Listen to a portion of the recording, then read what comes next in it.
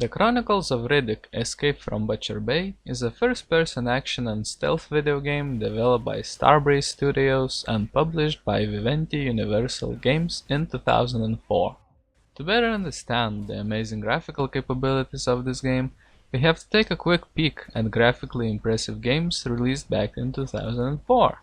You had Half-Life 2, Doom 3, Far Cry, Need for Speed Underground 2, and of course last but not least, Aquaman: Battle for Atlantis. This game is an eye candy, and even looks like a modern title at times. Of course, that was also one of the main praise points it received back in the day, but graphics don't make a game, just look at Minecraft.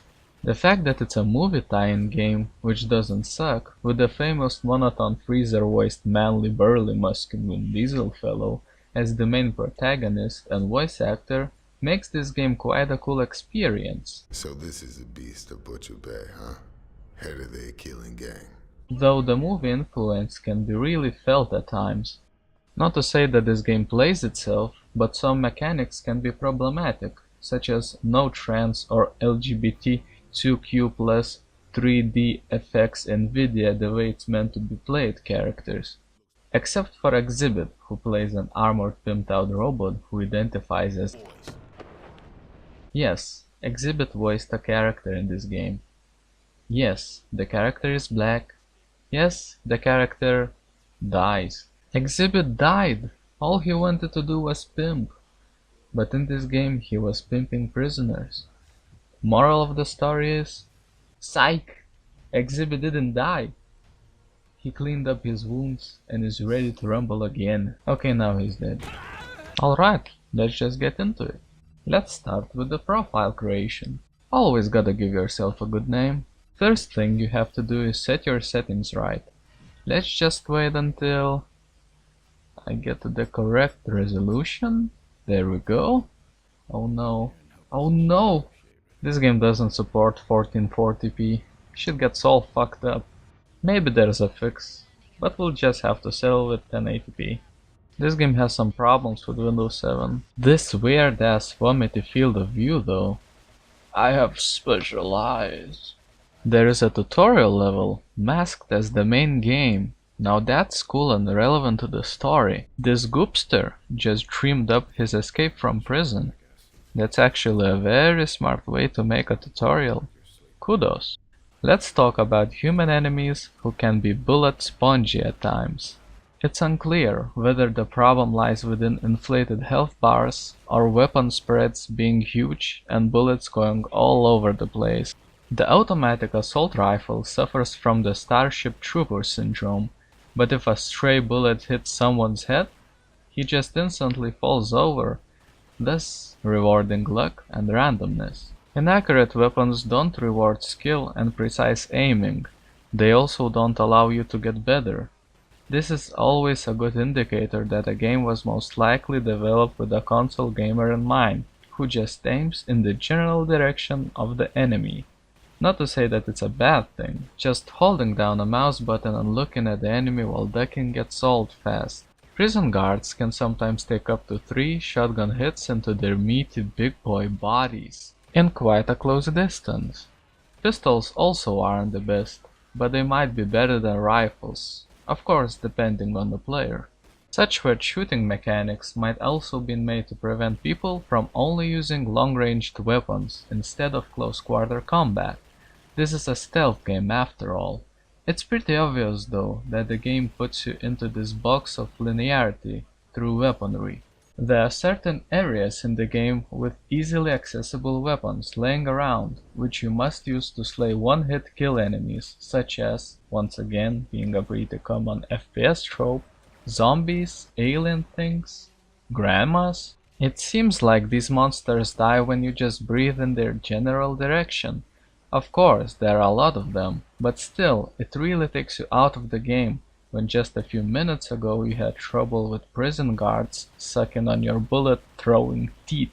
AI in this game can be pretty dumb, from NPCs falling off platforms, shooting their allies, all the way to not noticing Riddick's ball sweat mask a few inches away from their noses.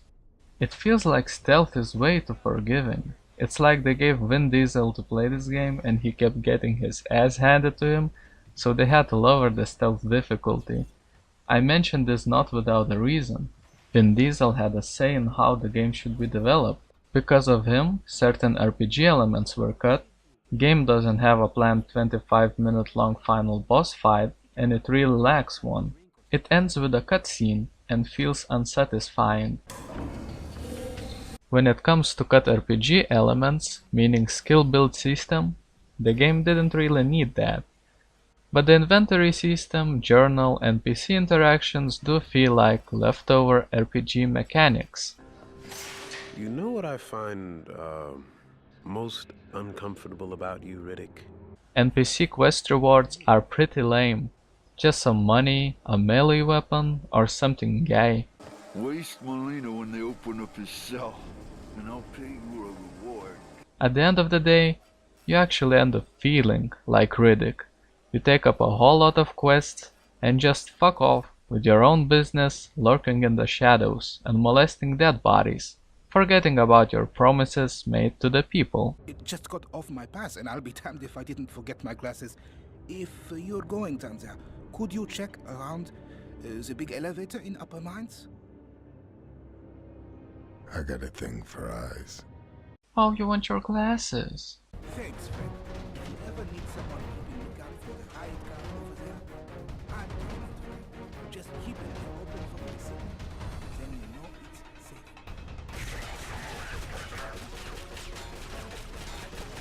You can just get away from enemies or pass them by jumping around. Even if you trigger an alarm in one area of the map and enter another which is only a few feet away, the prison guards will still be standing idly. You can also just jump up to the bad boys, break their necks, or shoot them with their rifles through instant kill combos, even if they're shooting at you, praying that this magnificent diesel fly finishes them off quickly without suffering. It genuinely feels like the most powerful weapon in the game are your fists, which are also extremely fast and can stun lock your enemies. If you punch in combination with the movement key, you will punch in that direction. You can become the Fist of the North Star, and no one will be able to do shit to you through combos. Even batons and other melee weapons weren't as powerful as the fists, because of their ridiculous attack speed. Of course, in the lore, Riddick can punch fast as fuck, boy! The good thing is that the same enemies aren't reused too many times except for the prison guards. Oh well, they ain't got shit. Controls are quite satisfying in this game. Everything is fluid, responsive, it might sometimes feel like you're walking through water, and the weapon bob can be pretty lame, but you'll get used to it. Later in the game, you get an eye shine ability, which turns your eyes into certified night vision apparatus. Though, running this game in Windows 7 makes everything glitch out and flash. Epilepsy warning. Basically, you will end up puking in 5 minutes after using the eye shine. The main campaign is split into 3 major parts, all of them being different prisons. You can move around freely within one campaign's map, so it doesn't really feel too linear. You have to get from point A to point escape and kill everyone before you get caught again and lose everything and start from scratch in a different jail. Map design is great. There are many different paths to take to get around. Feeling stealthy? Use a vent. Feeling diesel fly? Wreck everyone. There are many loading screens which prevent maps from feeling too big, but that's reminiscent of the era. There are many collectible Siggy packs thrown around the game, which unlock certain stuff like videos and pictures. Siggy packs are all graphical, man. Health system is pretty interesting, reminiscent of Half-Life. You need to reach this healing unit hanging on the wall to recover your health. The unit depletes after recovering 4 health bars. To recover the unit, you have to get items from dead enemies. Jab the capsule in, and you can heal again. You can also increase the amount of health you have by finding these recreational bed units, which are scattered throughout the game. You don't really need much health to get past even the most difficult enemies though. 1 bar is enough if you can jump around, and then again health replenishing units are pretty common. If you don't lose the previous health bar completely, it recovers after a while. You can also get into a power suit, or drive a huge walking dinosaur which has mounted machine guns and can shoot rockets. These units have their own health bars, so that's pretty neat. The game shines with its story, which I'm not going to spoil. Exhibit dies, but it's pretty quirky and ridiculous. At times it's funny, at other times Riddick is so macho it's funny. Not going to deny it, the setting, graphics, story and design are pretty good. Music fits the theme and sounds awesome. There aren't many reused sound assets, at least none of that I'm aware of. This game might just be the prime example of how to tie a movie into a game world without destroying players' taste in both things. Basically, without turning the game into a movie which plays itself. The game remains true to the character of Riddick, the Shadow Lurker. There are many mechanics which help Riddick remain hidden. Turn off the lights, shoot out the lights if you can hit the down thing, to help you creep through the corridors and release your sexual frustration. Seriously, the lights look so good for such an old game. Did I mention that you can drag bodies and throw them around? Yeah, this game is from the time when ragdolls and physics were huge new technologies. Overall, looking back, this remains a pretty good and interesting game. I'd go as far as to say that it's even worth playing today. What else are you gonna play? Roblox? When you can be Vin Diesel the Shadow Molester? I don't think so, kiddo. I give this bad boy 8 out of 10. A true video game classic. And don't forget, it's okay to be gay if it happens in Butcher Bay.